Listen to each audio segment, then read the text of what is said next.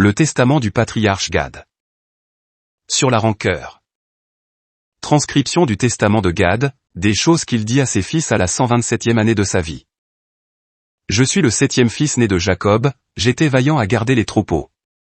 Quand je gardais le troupeau la nuit et qu'une bête sauvage venait contre le troupeau, que ce soit lion, loup, léopard ou ours, je les pourchassais et saisissais leurs pattes par la main, les faisais tourner en rond pour les étourdir, puis je les projetais à 2 furlongs, 400 mètres, et les tuais.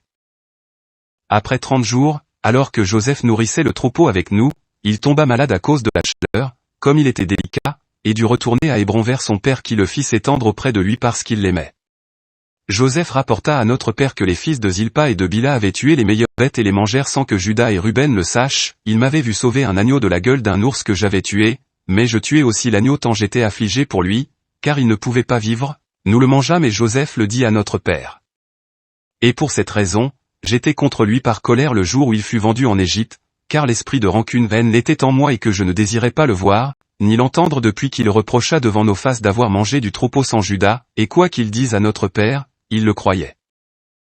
Mes enfants, je confesse maintenant mon péché que j'ai souvent désiré le tuer, car que je le haïssais à mort du fond de mon âme, car je n'avais aucune sagesse, ni pitié pour lui dans mes entrailles.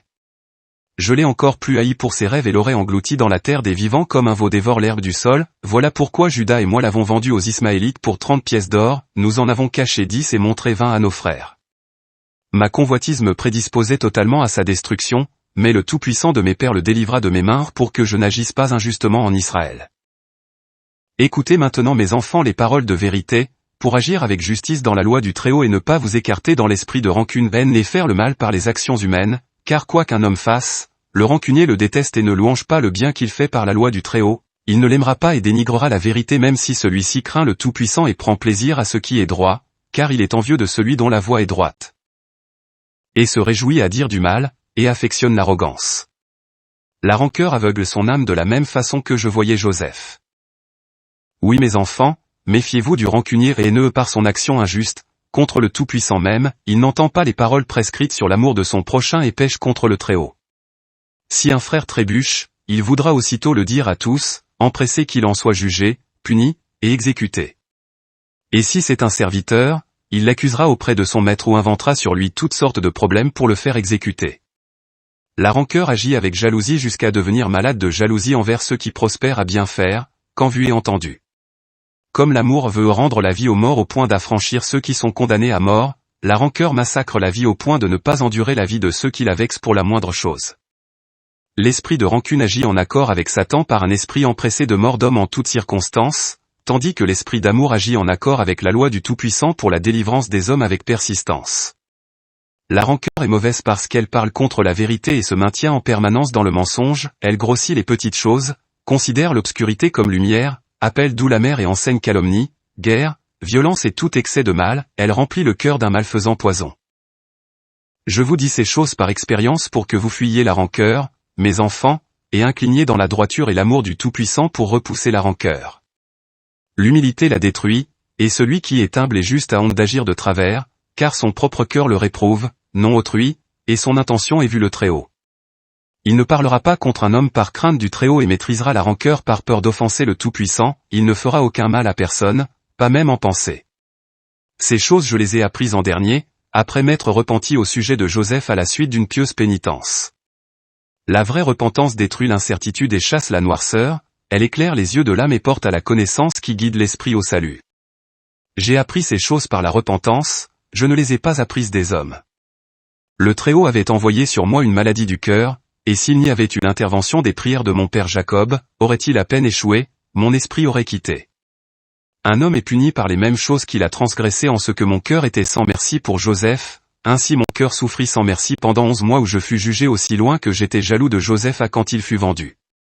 Bien que je parlasse tranquillement avec Joseph en présence de notre Père, dès que je tournais le dos, l'esprit de rancune obscurcissait mon esprit et dirigeait mon esprit à le tuer.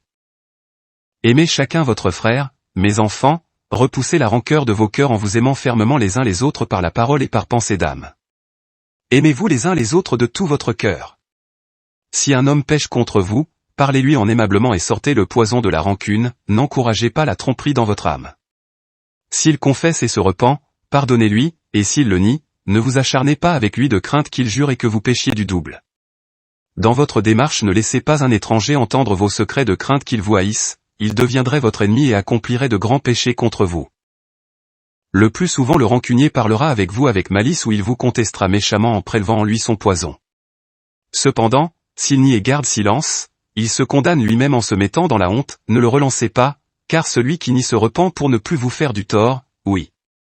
Il vous respectera avec crainte et sera en paix avec vous. Mais s'il est sans honte et reste dans sa mauvaise foi, pardonnez-lui quand même dans votre cœur et donnez la vengeance au Tout-Puissant. Ne soyez pas affligés si un homme prospère mieux que vous, mais priez aussi pour qu'il ait une prospérité irréprochable, car cela est convenable pour vous aussi.